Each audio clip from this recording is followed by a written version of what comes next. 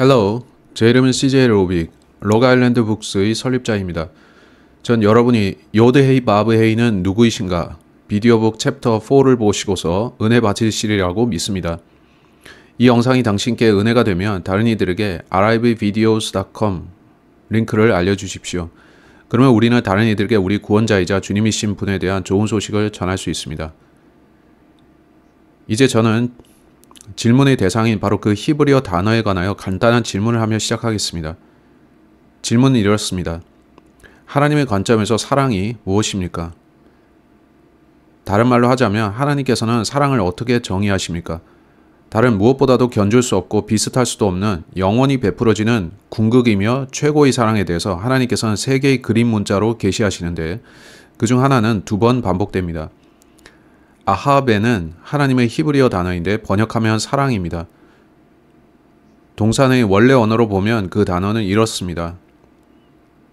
아하베. 아하베라는 단어를 처음 보는 당신은 우리가 보는 그것이 뭔가 초자연적인 것임을 느낄 겁니다. 그게 무엇이건 간에 우리는 성령께서 주도하심으로 위로부터 그것을 받지만 한데 우리가 받는 그것이 뭡니까? 히브리어의 첫 2글자인 알레프와 베트의 의미를 살펴보겠습니다. 알레프와 베트, 그리고 우리가 답을 찾을 수 있는가 봅시다. 알레프는 히브리어 철자 알레프, 베트의 첫 글자입니다. 그 철자는 황소로 묘사되는데 황소, 알레프는 강한 지도자입니다. 황소는 그것의 막강한 힘에도 불구하고 고고하고 점잖습니다. 성경 기록에 따르면 황소는 정결한 동물입니다. 어떻게 정결하다는 것입니까? 2가지 면에서 황소는 대다수의 다른 짐승들과 다릅니다. 황소는 뱀이나 여타 파충류과가 같지 않은 뭔가를 갖고 있습니다. 황소는 우리네 개들과 고양이들이 같지 않은 뭔가도 갖고 있습니다. 코끼리는 그게 없고 고래나 바다 포유류들도 없습니다. 물고기는 그게 없고 거북이나 개구리를 포함한 수천 가지 바다 생물에게도 그것이 없습니다. 하늘을 나는 새들도 그게 없고 땅속에 굴을 파서 집을 짓는 곤충들도 그게 없습니다. 레위기 11장 3절은 어떻게 말씀하는지 봅시다. 짐승들 가운데 발굽이 갈라져 쪽발이며 되새김질하는 것은 무엇이나 너희가 그것을 먹을지니라. 이 모든 게 무엇에 대한 것입니까? 발굽이 갈라진 것은 신성한 은유인데 그것은 하나님께서 분리되고 떨어져 계심을 보여줍니다. 주 하나님을 사랑하고 신뢰하는 자들은 땅의 거주자들과 세상을 지배하는 부패한 세상 제도로부터 떨어져 있어야 합니다. 그건 이스라엘이 그들이 돌보는 가축들, 양과 염소로부터 매일 볼 수 있는 형상입니다. 율법주의와 무익한 논쟁으로 향하는 샛길로 빠져들지 않기 위해서 분명히 말하지만 저는 이 영상에서 하나님께서 이스라엘에게 주신 음식 규례를 다루는 건 아닙니다. 여러분이 성경을 주의 깊게 살펴보면 여러분은 주님께서 갈라진 발굽이 아니고 되새김질하지 않는 많은 새들과 물고기들과 포유류들도 이스라엘이 먹을 수 있게끔 허용하신 걸 보는데 또한 특정 동물들은 먹지 못한다 되어 있죠. 갈라진 발굽을 가졌지만 되새김질하지 않는 돼지도 그중 하나입니다. 낙타는 되새김질하지만 갈라진 발굽이 아닙니다.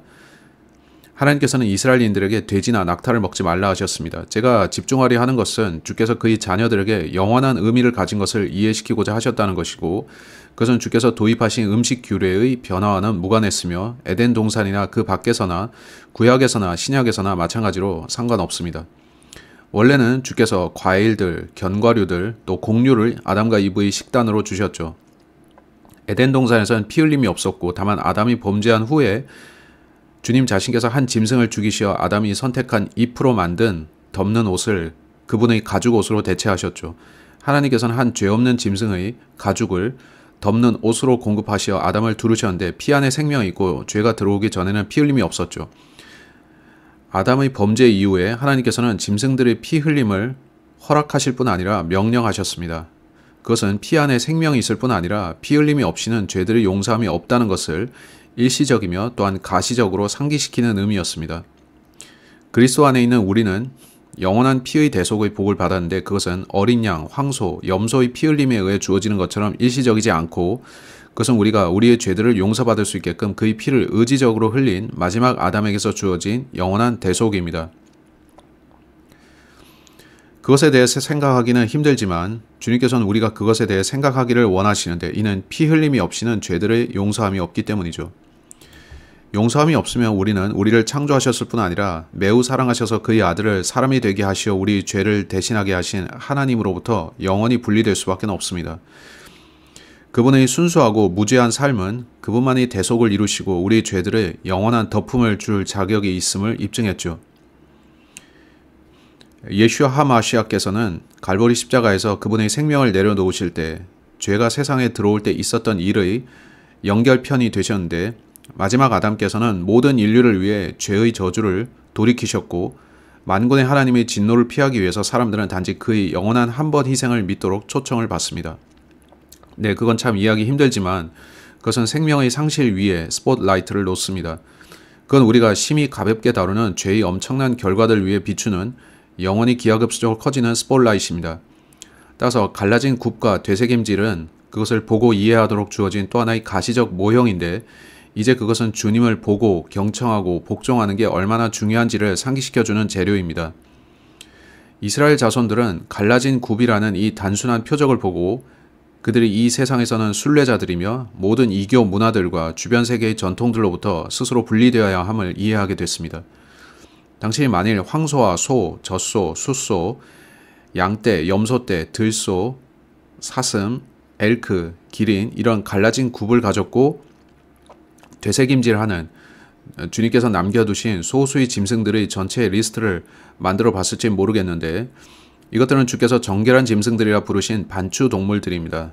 이것은 숫자 값을 가진 첫 번째 철자인 그림 문자인데 여기서 우리는 믿기 힘들 정도의 계시적인 독특함을 발견합니다. 우리는 주 하나님께서 왜 태초부터 우리에게 그림으로 말씀하셨는지에 대해 단서를 여기서 찾습니다. 믿음 안에서 우리의 영적 안목을 깨우기 위해서 우리는 그림 문자의 상세사항을 봐야 합니다. 하나님께서는 우리에게 조명을 주시고자 하는데 주 하나님은 태초부터 이해하기 단순하고 쉬운 그림 언어를 선택하셨습니다. 그것은 진리를 담는 쉽고 또한 꾸밈 없는 그릇인데 일단 그것이 부어지면 다른 무엇보다도 인간의 생각과 마음을 사로잡습니다. 우리가 표음 문자 히브리어 단어라 부르는 그 단어들은 어떻게 배열되는가에 따라서 다른 의미를 갖는 그림 문자들의 집합체로 되어 있는데 이 그림들을 이해하고 나면 그것들이 주께서 계시하려 하시는 의미를 확정짓는 생각들의 모음을 형성하는 걸 알게 되죠. 그림 문자들의 모음에 입각한 단어를 통해 주어지는 이러한 계시 방식은 표음 계시에 의해서도 지지받습니다. 이 그림 문자들은 결국에 한 단어가 됩니다. 따라서 우리는 단어들 혹은 그림 문자 모음을 표의 문자 혹은 단순히 워드라 부릅니다. 각 단어들을 구성하는 그림들 안에 있는 의미들은 그림 안의 큰 그림과 항상 일치합니다. 우리가 히브리어 성경 기록을 읽을 때 그것은 하나님께서 그의 백성 히브리인들 이스라엘 자손들에게 주신 메시지를 읽는 겁니다. 이사야서 61장 6절 봅시다. 그러나 너희는 주의 제사장들로 이름을 얻을 것이라 사람들이 너희를 우리 하나님의 사역자들이라 부르리라. 이것은 61장 6절에서 예언자 이사야를 통해 주님께로부터 직접 온 메시지입니다. 출애굽기 19장 6절을 읽겠는데 그리고 너희는 나에게 제사장들의 왕국과 거룩한 민족이 되리라. 우리는 신약의 베드로 전서 2장 9절에서 예슈아 하마시아의 사도인 베드로를 통해 전해진 동일한 메시지를 발견합니다. 그러나 너희는 선택받은 세대요 왕가의 제사장단이요 거룩한 민족이요 독특한 백성이로다. 이는 너희를 어둠에서 불러내어 자신의 놀라운 빛으로 들어가게 하신 분에 대한 찬송을 너희로 하여금 내보이게 하려 함이라. 그리고 요한계시록 1장 6절에 보시면 곧 하나님이신 그분의 아버지를 위하여 우리를 왕들과 제사장들로 삼으신 그분께 영광과 통치권이 영원 무궁토록 있기를 바라노라. 아멘. 우리는 땅에 매여 있지 않은 자들이고 땅은 우리의 최종 목적지가 아닙니다. 우리가 그리스도 안에 있다면 이 세상에선 순례자이고 그 안에 머물 때 우리는 황소의 갈라진 굽처럼 세상에서 분리되어 있어야 합니다. 우리는 거기서 그걸 상기해야 합니다. 또한 황소는 되새김질하는데 그것은 우리로 하나님의 말씀에 대한 관심을 환기시킵니다. 말씀은 생명을 줄 뿐 아니라 우리가 공급받아야 할 계시를 계속 공급해 줍니다. 되새김질하는 동물들을 반추동물이라 부르는데 반추하는 것의 의미는 동의어는 숙고하다, 그것에 관해 생각하다, 심사숙고하다, 깊이 생각하다, 계속 반복해서 마음에 둔다 그런 것입니다. 황소는 음식을 계속 되풀이해서 씹어서 영양분을 섭취하고 자신의 건강을 유지하죠. 갈라진 굽과 되새김질은 뱀이나 새, 쿠거, 여우와 황소를 구분해 줍니다. 알레프는 히브리어의 첫 번째 철자이고 아하베는 하나님께서 사랑에 대해 정의하실 때 쓰인 단어입니다. 알레프는 하나님의 성호의 첫 번째 철자이기도 하고요. 히브리어는 오른쪽에서 왼쪽으로 쓰고 읽는다는 걸 상기하십시오. 히브리어 단어 아하베와 영어로 번역하면 God, 갓이 되는 주님의 성호 엘로힘 사이에 끊이지 않는 결속이 있습니까? 그 답은 그렇다입니다.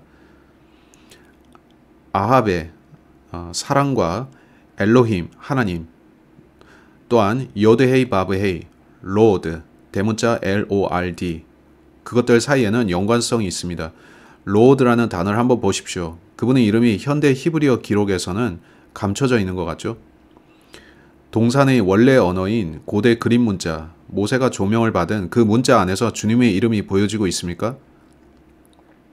기억할 것은 이것은 하나님께서 모세에게 토라 안에서 그것들을 계시하신 대로라는 것입니다. 이것이 우리가 어둠에서 나와서 그분의 놀라운 조명 안으로 들어가는 첫 단계일까요? 원래 고대 히브리어 기록, 곧 동산의 언어는 보존되었고 주님에 의해서 보존되어 왔습니다. 요드헤이 바브헤이의 그림 문자들을 보시면 이러한 의미를 드러냅니다. 그림들을 보십시오. 그렇다면 아합의 사랑, 엘로힘 하나님, 그리고 요드헤이 바브헤이 로드 사이에 연관성이 있습니까? 그렇습니다. 여러분이 지금 바로는 아니라도 곧 그걸 알게 될 겁니다. 모세에게 계시되었던 동산의 언어인 고대 히브리어가 현대 히브리어와 조금이라도 닮은 점이 있습니까? 아니죠. 기억할 것은 이것이 엘로힘 하나님께서 창조 때 계시하신 바 그림이자 문자인 숫자인 언어이고 창조 후 2600년이 지나서 그것이 그분의 예언자 모세에 의해서 한 번에 하나의 그림 문자로 공표되었다는 겁니다. 그게 어떤 감춰졌던 의미를 드러냅니까? 원래의 기록에서 주 하나님, 요드헤이 바브헤이, 엘로힘께서 계시한 것을 현대 히브리어가 바꾸고 의미를 찾아내기 더 힘들게 만들어 놓은 것인가요? 각 단어의 기본적인 그림들의 의미를 말이죠. 유다집이 바벨론에 잡혀있던 BC 610년에서 BC 540년 사이에 무슨 일이 있었던 건가요? 요드헤이 바브헤이, 주님은 누구이며 왜 이해하기 쉬운 3개의 그림 문자들, 그것으로 된 4개의 그림 문자 혹은 4개의 철자 이름이 바뀌어진 건가요? 창조 후 2600년이 지나서 모세에게 동산의 언어가 계시되었다는 점을 계속 염두에 두십시오. 그 철자는 동산에서 하나님이 직접 계시하셨던 그 그림입니다. 우리는 히브리어 단어 아하베 혹은 사랑으로 깊이 들어가 보겠는데요. 모세에게 계시된 그 언어, 곧 원래의 히브리어인 동산의 언어로 그것을 살펴보겠습니다. 아하베와 다른 6개의 매우 중요한 히브리어 단어들을 신중하게 살펴볼 텐데 그것들은 동산의 언어에 관해서 구약에서 발견되는 바 아하베로 시작되는 도합 7개시입니다.